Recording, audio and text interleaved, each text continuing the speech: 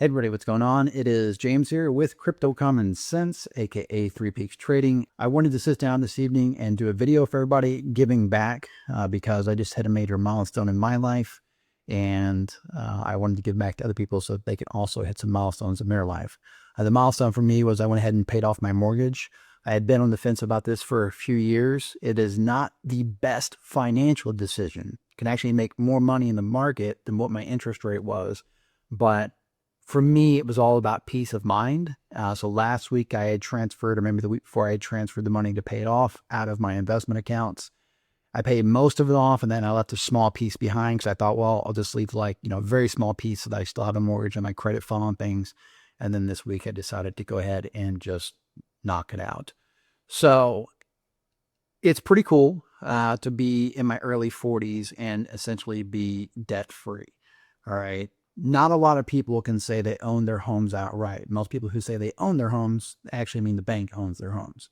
So it is a big milestone. On one hand, I'm super nervous about that because, again, I know the money would make more if I used it in the markets, but I also know that hopefully the way my mind works, not having that hang over my head will free me up to maybe take some risks that I otherwise might not have taken because I'm so risk adverse.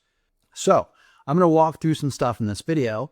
Most trading educators, and I'm not knocking anyone, I'm just saying most trading content tends to hinge on this idea that there's a certain way to trade, that you should trade, this way or that way, that there's one tool for the job. But just like a carpenter has many tools for many different specific jobs, as a trader, you also want to have multiple tools for different jobs. So for example, if I am scalping, I'm almost always going to go for a 1-to-1 or even a 0.5-to-1.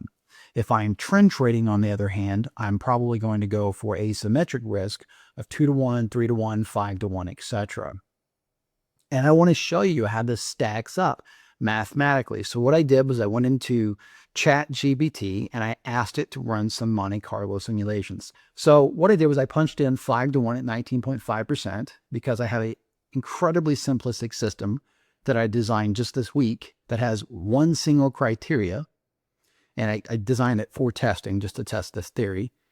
And that system from March through August, I didn't count September because September was a really good month and I didn't want it to be an outlier.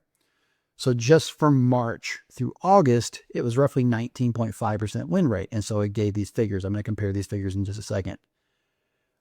If I include September, then it bumps the win rate actually almost at 23%, but I just did 22% here. And then my roughly average win rate, it's actually a little bit higher sometimes, but roughly 60% is what I'm shooting for, and I'm trading a 1-to-1 system. So when I ran these Monte Carlo simulations over these 10,000 paths each, 240 trades, this is what I found out. Every one of these systems could work, right? The 5-to-1 at 19.5% actually has a positive expectancy of about 0.17 R per trade.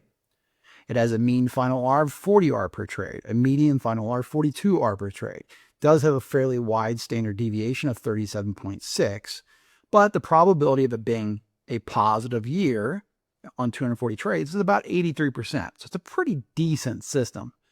The 5th percentile, meaning some of the poor performing tests, showed a loss of about 18 R on average. The 95th percentile, meaning the better performing test, showed about 102 R. If we compare that to a 1-to-1 system, we get 0.2 R on the expectancy, a little bit better final R in the mean, a little bit better final R in the median. Standard deviation is much better. It's only 15 R. Probability of finishing positive, this is incredible. 99.9%, right? 5th percentile is actually still pretty good, 24 R. That's better than the market's average return. In fact, it's about 2.5 times the average return in the market. 95th percentile is about 72 R. What's interesting is it's actually underperforming on the top end, but overperforming on the bottom end.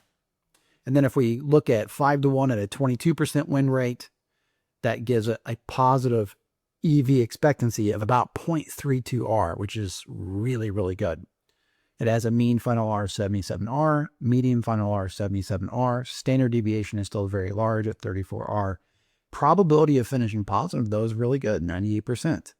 5th percentile, really good, 22R, more than double the average return in the market, and 95th percentile, 134R. Now, I'm pointing this out again because I want to drive the point home using data that there is no one size fits all.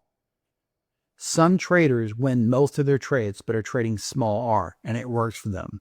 Some traders lose most of their trades but are trading asymmetric risk, like 5 reward for 1 risk, and it works for them. And some traders, like me, I do both. Depending on the type of trade, I try to use the right tool for the job.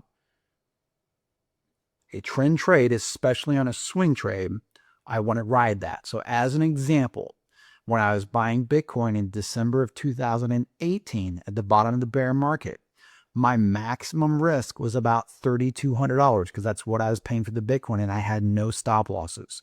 I was willing to ride it to zero, so I had $3,200 worth of risk. My expectancy at that time, when I was posting about publicly, was that I thought Bitcoin would go to $50,000 plus in its next bull cycle.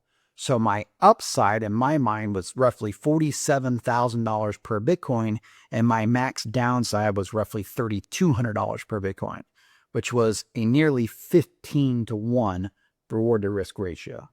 That is asymmetric risk. I understood that I was trying to catch a reversal.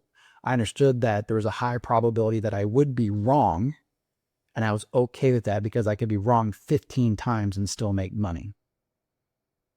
In reality, in that case, even if I had been wrong, it's very unlikely that it would have went to zero. So my real reward to risk was probably much, much higher than that. In November of 2022, I was much less of a Bitcoin believer, much more of a Bitcoin skeptic, but even then, the reward to risk justified taking a position. So I did take a small position on Bitcoin in November of 2022. I think it was November, might have been October. It was right around $16,200, somewhere in that ballpark. So just a few $100s off the bottom. Again, the reason I did that was I felt like Bitcoin was either going to go really, really badly and go to zero, right? Which I thought was maybe like a 5% chance. I thought Bitcoin might go sideways, in which case my money would just be sitting there. I thought it might go back up to like 40,000. Okay, so if it went to 40,000, I had $24,000 potential reward for a absolute worst case $16,000 risk. That's about 1 to 5. And I thought there was even a chance that if I was wrong about Bitcoin being done, that if there was another true bull cycle, that it would go to 100,000, which obviously is what happened. So at $100,000, my potential upside was $84,000 roughly per Bitcoin, whereas my potential downside was $16,000 per Bitcoin. So again, that's, like 5 to 1. That's asymmetric risk. So trading reversals, I want to use asymmetric risk. Trading trends, I want to use asymmetric risk. When I'm scalping, me personally, I want to use symmetric risk, 1 to 1, 1, 1, 1, 1, 1, 1 every time. Some look at the data. Again, this is a quantitative approach to trading. It gets rid of a lot of the noise and it gets rid of the psychological stuff, because think about this. There's 2 ways to look at this 5 to 1. The first way to look at it is the most obvious way. Oh, it's going to suck really bad because I'm going to lose most of my trades. It's going to be hard to handle mentally. But if you reframe that, think about this. If you know that you're likely to lose 80% of your trades, it's a lot easier to accept a losing trade. Rather than being super disappointing because you lost, that was what you expected to happen. And in some ways, that's actually easier. Versus when you're trading 60% or expecting a 60% win rate, you lose, that really sucks because you're like, oh, I thought I was going to win. But when you're trading like this, you already expect to lose, and so losing is actually not all that painful. I hope you enjoyed this video. I hope that it opens your eyes to some possibilities out there. Please remember that I am just some guy sitting in a spare bedroom, and nothing in this video is financial advice. You should always go out and do your own due diligence and seek out professional financial advice from a licensed financial advisor before making any type of investment in cryptocurrency, the stock market, precious metals, Forex, or any other tradable asset. If you enjoyed the video, please give it a thumbs up. Please subscribe to the channel. Please leave me a comment. And as always, please remember to trade safe.